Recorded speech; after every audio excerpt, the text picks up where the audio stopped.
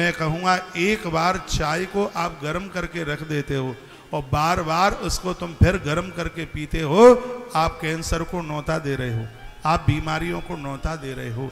ये बिल्कुल भी, ये असावधानी बिल्कुल भी मत बरतिए।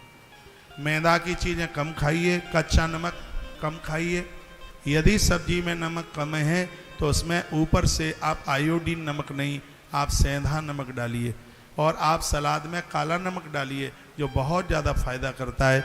जो कच्चा जो आप भुरक करके जो नमक खाते हैं, ये प्राणों का जानलेवा है। इससे ब्लड प्रेशर बहुत ऊपर नीचे जाता है और स्वास्थ्य के लिए बहुत खतरनाक साबित हो रहा है। अपने आप का ख्याल रखिए, अपने आप का ध्यान रखिए।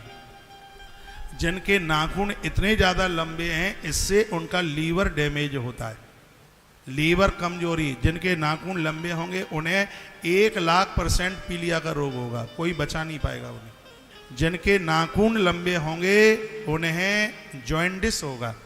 हिंदी में पीलिया कहूँ, अंग्रेजी में जॉइंटिस कहूँ, उन्हें पीलिया का रोग होगा। और जिसे पीलिया का रोग होगा उसका लीवर डैमेज होना ही है। यदि इस जॉइंटिस की बीमारी से बचना है तो आप अपने नाखूनों को बिल्कुल भी मत बढ़ाइए। ये स्वास्थ्य के लिए बहुत ही ज़्यादा हानिकारक है।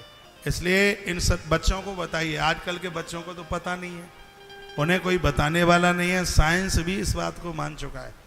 आपको पता है नाखून से नाखून घिसने पर उसमें से एक ऐसी ऊर्जा प्रकट होती है जो माथे का दर्द दूर कर देती है। उसमें से एक ऐसी ऊर्जा प्रकट होती है जो बालों को श्वेत नहीं होने देती। नाखून की तो एक बहुत बड़ी विधा है, नाखून तो एक बहुत बड़ा विज्ञान है। जिनके नाखून छोटे होंगे वो गुलाबी होंगे। और याद से सुनिएगा, जिनके नाखूनों में पीलापन आ गया है, समझ लेना कि उनके लीवर के ऊपर बहुत बड़ा अटैक होने वाला है। इसलिए सावधान रहिए।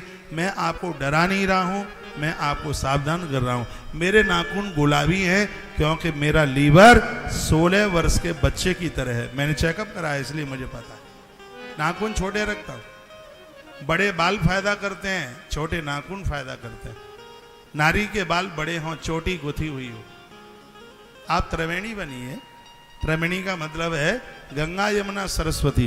गंगा और यमुना दिखाई देती है, सरस्वती छिपी हुई होती है। आप चोटी भी जब गूंथते हैं तो 3 लड़ शुरू में होती हैं, बाद में 2 रह जाती हैं, एक अंदर जाकर के छिप जाती है। और आजकल तो फिर चोटी दिखती ही नहीं है। रात्रि को मुक्त केसों से सोना, खुले केसों से सोना, ये स्वास्थ्य के लिए बिल्कुल ठीक नहीं है। गर्भिणी नारी को तो बहुत ज़्यादा विशेष ध्यान रखना चाहिए। गर्भिणी नारी रात्रि को सोते समय गीले पामों से ना सोए, रात को भोजन करके ना सोए और रात को खुले केसों से ना सोए।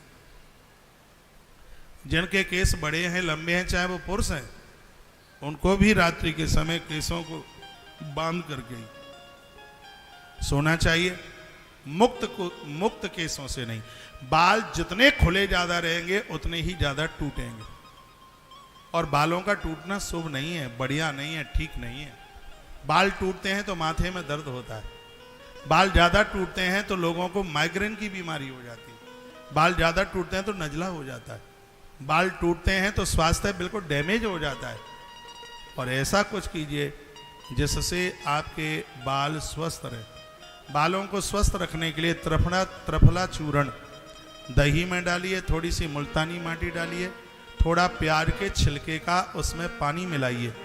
इस सबको मिला करके लेप कर लीजिए और रात्रि को सोते समय अपने केसों में लगा लीजिए। 15-20 मिनट तक लगा रहने दीजिए। उसके तत्पश्चात अदरक के पानी से इसको धो डालिए। ना तो आपके केस टूटेंगे, ना 2 मुँहे होंगे और ना समय से पहले श्वेत होंगे। उनमें चमक होगी, उनमें एक दमक होगी। ऐसा कुछ करें, बढ़िया होगा। खाने के लिए हम प्याज का विरोध करते हैं, लेकिन बालों में लगाने के लिए प्याज के छिलके का पानी, उसके लिए हम आपका सहयोग करते हैं। हम बोलते हैं कि इसको ऐसे इसको यूज करते रहिए।